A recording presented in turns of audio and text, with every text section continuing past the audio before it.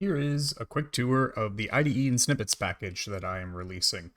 Before we do that, let's start off by taking a look at the default LabVIEW behavior. So I'm going to start a new project, I'm going to create some classes, and we'll take a look at what happens when we create some override VIs. And I'm just going to throw some stuff in here.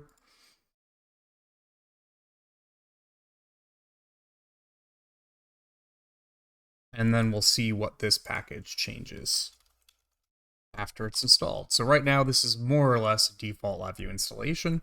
And we can see here, I'll be installing this package with VIPM. So we'll create a class. And yeah, class 1 sounds like a great name. So when we create a new member, we'll do a dynamic dispatch, get a big front panel, and get the block diagram that everybody's seen with the error case structure. I tend not to like that much.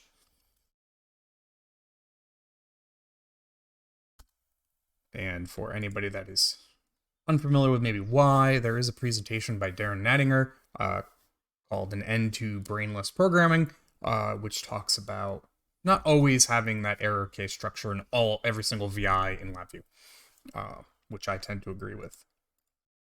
But so we've got that one. Now we'll create a second class, and we'll have this inherit from class 1. I will actually create a second dynamic dispatch VI, just so we have two, so I can create two overrides at once to better demonstrate what I don't like about default LabVIEW actions. So if we go into the second class, we'll create some VIs for overrides. I will create both at once, and hopefully they both pop open.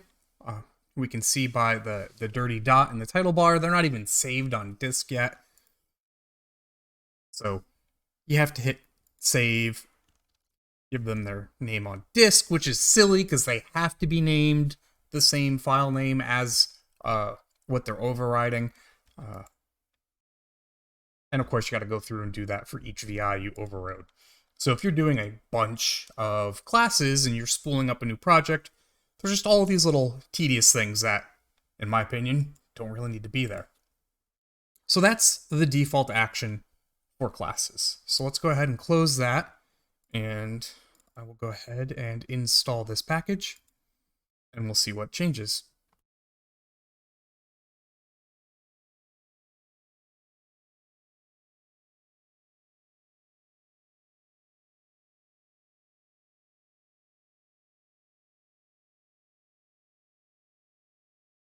Okay, so that has successfully installed. We'll go ahead and close that down. We'll create yet another new blank project. This one is class test 2. Brilliant name. So now we'll do the same thing. We'll create our first class. Sure, 3 sounds great. Now when I do the new dynamic dispatch template, the front panel starts off a bit smaller. And additionally, in the block diagram, there's no more case structure. And these wires are spaced out so that any 4224 VIs are in line with the wires in the terminals. So usually I'll span this down and I'll put any accessors, private members, protected members, any of those kind of VIs can just fit nice right in line. I'll branch off some other code above or below, but everything works nicely and just is the common size I tend to use. So yeah, we'll go ahead and save this. Ooh. Spelling doesn't really matter here, but we'll behave ourselves. And we'll create a second one again. same typo. And now we'll create a second class that inherits from that class. So this will be class 4, inherits from class 3. Now, when I do VI for override, we'll pick both of them, and ta-da! It's done. They didn't pop open, so I don't have to go through and reclose them. I can just go to the ones I need to work on. And they're already saved. So if I open these, there's no dirty dot. They're already saved. They use the new template. Much, much better in my opinion. Now, for some other things that installed with this package, I'm going to create another empty class. Call this class 5. It can just be a regular base class. And if I right-click on that class, we've got this negentropic menu entry, scaffold, and this is going to create my preferred starting virtual folder layout. So boom, now I've got my common folder layout with the proper scoping, instead of having to make each one of these individually. So if I go ahead and save that. Now, another thing I might do is I might have another one where I put all my UI stuff in there as a private subfolder, and I can go ahead and we can go back into that menu and I can save this as another name. So default with interfaces. So the one that installs by default, named default, didn't have this interfaces folder, but now I can go into one of the other classes, and now it's here in the list.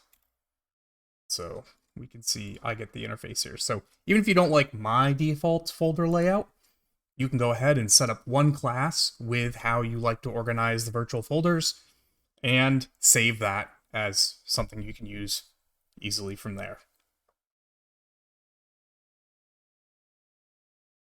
Then for the last thing that this installs, it installs some code snippets that make working with DVRs and asynchronous VIs quicker. So if you go to the block diagram, pop open the menu, you'll see IG snippets, and there are a handful of commonly used DVR structures, well, the in-place element structures that you'd use with DVRs. And lastly, common bit of code that's used for launching asynchronous VIs, except that for the OpenVI reference, I've got an actual numeric ring here that gives you meaningful names of what the different values mean. So I use this all of the time when I'm doing any kind of multi-threading or daemonizing some of the features of my applications and libraries. So that's this toolkit, this package. If you have any suggestions or questions, feel free to leave a comment. You can also go to the GitHub repository and file issues if you have any suggestions you'd like to see added to this. Catch you later.